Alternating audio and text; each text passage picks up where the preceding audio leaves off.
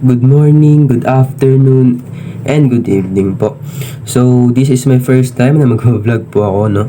Pero yun, yung about vlog po natin is about yun sa paglilinis ng bike and yung pagra-ride natin. Since ang huling ride ko is 2022 pa, di na kasi ako nakapag-ride nung last year, 2023, since sobrang daming ginagawa, sobrang busy sa school, sobrang daming need gawin talaga. Kaya talagang di na talaga ako nakapag-ride. So, ang pupunta natin ngayon is yung sa Norsagaray. Yung mismong arko lang niya, doon lang mismo tayo since sobrang tagal ko nga di nag-bike and ayoko naman mabigla yung sarili or yung katawan ko. So, tara, samahan niyo po ako. So, yun guys, no? Ito mga kapadyak, yung gagamitin nating bike. So, makita nyo po talaga.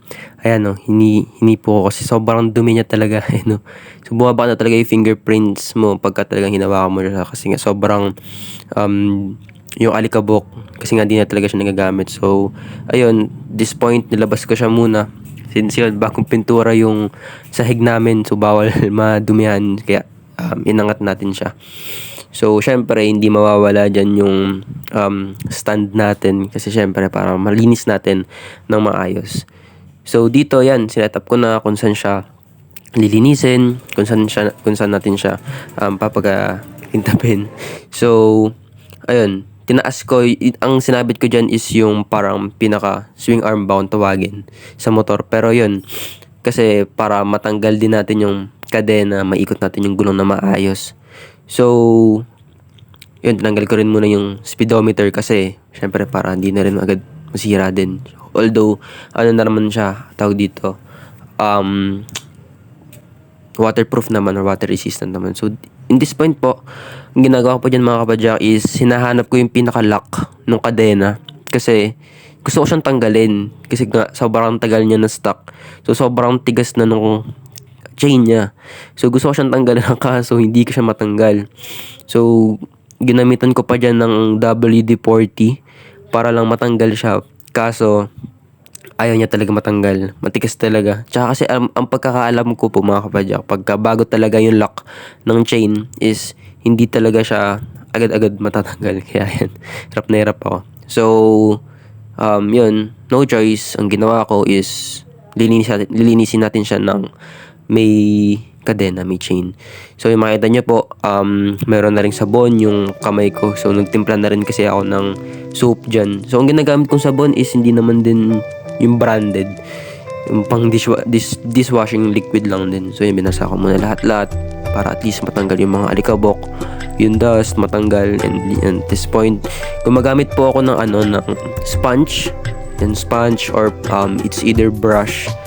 Yung sponge ginagamit ko siya more on yan sa cockpit, sa batalya, sa frame. Pero yung ginamitan ko na siya ng brush dyan since para maabot din ng brush yung mga parts na talagang may dumi. So yan, so syempre di ba pagka naglilinis tayo, yan, tutuyo.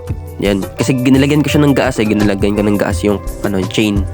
Yan, so yan, natuyo siya. So nilalagyan ko siya ng nilagyan ko siya ng wet lube kung tawagin. And nilalagyan ko rin yung rear derailleur natin yun. Rear derailleur. Bubulol. Yung tawag dyan sa likod, and front derailleur naman yung tawag sa harapan. So nilalagyan ko siya ng WD-40, yung mga springs, yung mga gumagalaw na bolts ng mga tornilyo para mas maging smooth yung paggalaw, yung pag-akyat, tsaka yung pagbawas natin ng cambio pagka ginamit natin siya. Tsaka yun, ginagamitan ko rin siya ng basahan para hindi maapektuhan yung paint ng frame. Kaya nilagyan ko rin ng WD-40 ng degreaser yung etong FD natin, FD kung tawagin, yung front derailleur natin. So yun, yan, nilagyan ko siya para at least smooth yan. Tinotono-tono ko siya ng konti para maging smooth. So, nalagyan ko rin siya pagka sobrang sensitive ko kasi talaga when it comes to bike. Siyempre, di rin naman biro yung mga price ng mga bike natin, diba? So, nilalagyan ko rin siya ng paint wax kung tawagin. Ang ginagamit ko is yung AutoGuard na pang wax. So, yan, ginagamitan ko siya niyan para maging protective din sa mga dust, sa mga alikabok or pag kami tumamang bato kahit papano, hindi siya magagasgasan since sinisipsip or ina-absorb kasi ng paint, ng wax, yung mga dust na yun. So kasi pag natuyo siya, as in, di naman siya sa hindi dadapuan ng dust, pero magiging maayos siya. One eternity later. So, yun. Kinabukasan yan, after ko maglinis ng bike, Friday yan. And, bago kasi ako umalis, gusto ko maayos na lahat. Para kinabukasan, naalis na lang ako. So, eto ang ginagawa ko dyan is yun, babombahan ko yung gulong, i-check ko. Since ang tagal niya talagang di nagamit. So, ang ginagawa ko kasi since 26er lang yung bike, 60 yung PSI na ginagamit natin. So, yung mga pinaprepare ko, pag magbabike ako, yan, jersey, yung bib set, yung, yung mga pambomba, yung kit, yung cleats, pabango, deodorant, and etc. pa po. So, yun. This is the day of our ride. So, hindi ako nakapag-vlog nung nagbibihis ako. Pero, ang cleats ko, eto pala, yung cleats ko, ang ginagamit kong cleats is yun. Tomaso, yung name ng shoes. Yung ginagamit ko na pedal naman, tsaka bala is Shimano. Shimano na yellow na bala. Yung pang lang, hindi siya yung parang 3 degrees yung nagpe-play sa kanya. So, yun. Yung type ng cleat shoes ko is, ang tawag dyan, yung distrap. Kasi 'di ba may tatawag na BOA, and ito nakalimutan ko kung tawag sa ganyang klaseng cleat shoes, basta is distrap siya. So yun, nagsuot na ako ng warmer bago ako umalis kasi ayoko nang magsuot pa sa daan or pag huminto ako. So yun, nag-bibset ako, naglagay din ako ng parang sando na nag-a-absorb ng pawis para hindi maging mabaho yung pinaka jersey natin, no. So yun, Bora and Trek yung jersey natin.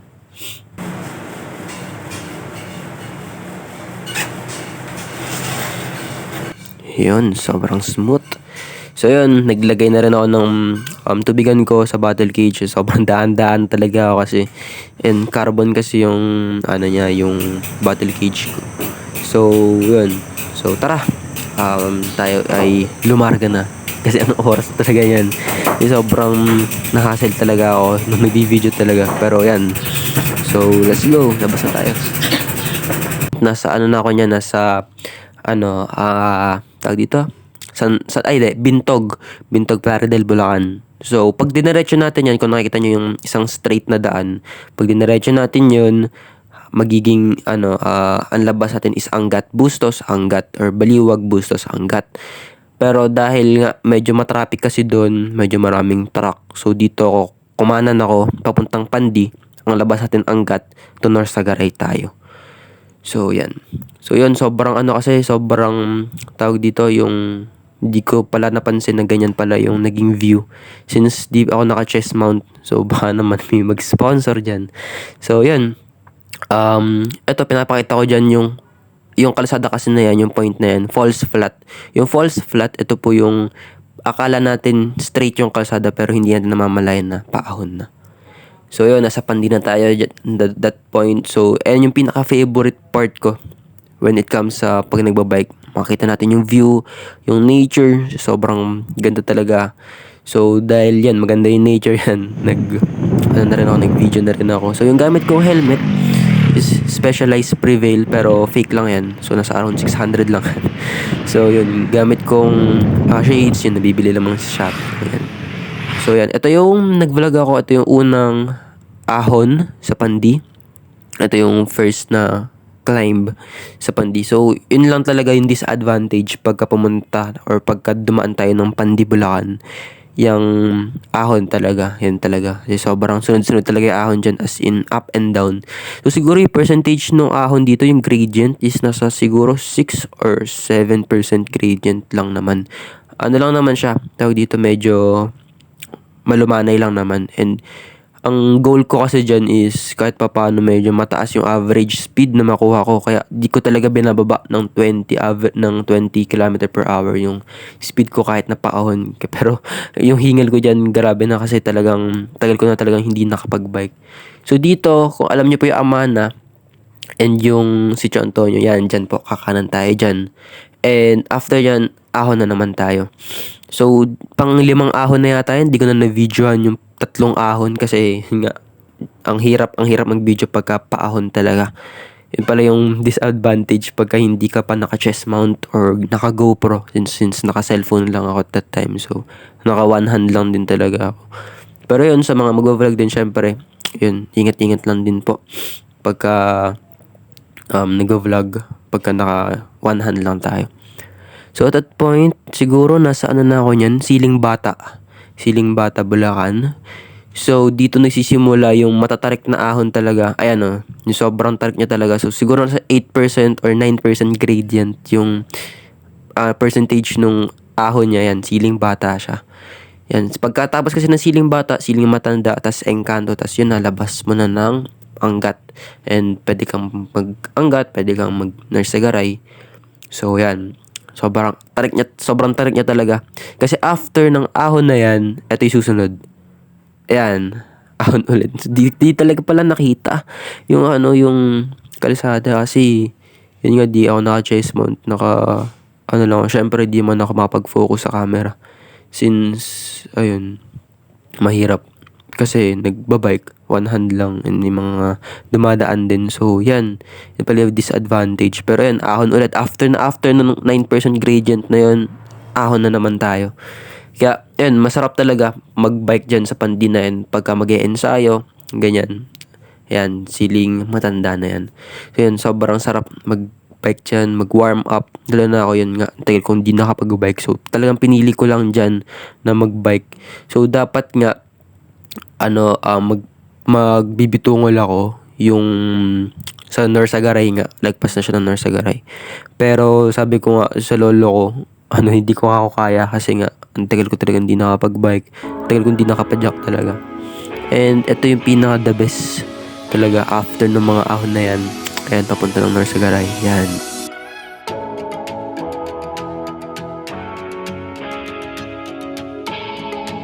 So yun, dahil in-enjoy natin yung view yan, nag-video na rin ako, binidyohan ko na rin yung sarili ko.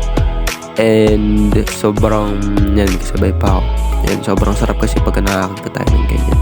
And yun, finally yan, nandiyan na tayo sa Narsagaray, Bulacan, yung arko na yan. So pag dadiretso mo yan, pwedeng bitungol or yun nga, yung sa may tawag dito, hilltop. Yan, dito yung tinuturo ko dyan, Angat yan, papuntang Angat. And yan, yung tinuturo ko naman dyan, papuntang hilltop or bitungol, Santa Maria. May daan din yan sa papuntang Santa Maria, Bulacan. So yan mga idol, sa mga susunod ulit, ito yung picture ko pala na yan, picture, tsaka ayan, naka 3 hours din ako sa pag-bike. So ayan. So yun mga kapadyak, successful po tayo, nakapunta po tayo doon ng safe and nakauwi naman din po ng safe. So praise be to God, diba po? So ayun, maraming salamat po if nakaabot po tayo sa part ng video po na ito. And gusto ko lang din po i-challenge yung sarili ko. Siguro pagka nakaabot po tayo ng 100 views sa video po na to, yung unang vlog natin, try natin na gumawa pa po ulit para ma-share natin yung knowledge natin, yung kaalaman natin when it comes sa pagbabike or sa kahit na anong bagay. If may i-request po kayo, so subukan po natin gawan ng video or vlog. So, yun po. Ingat and God bless to all po.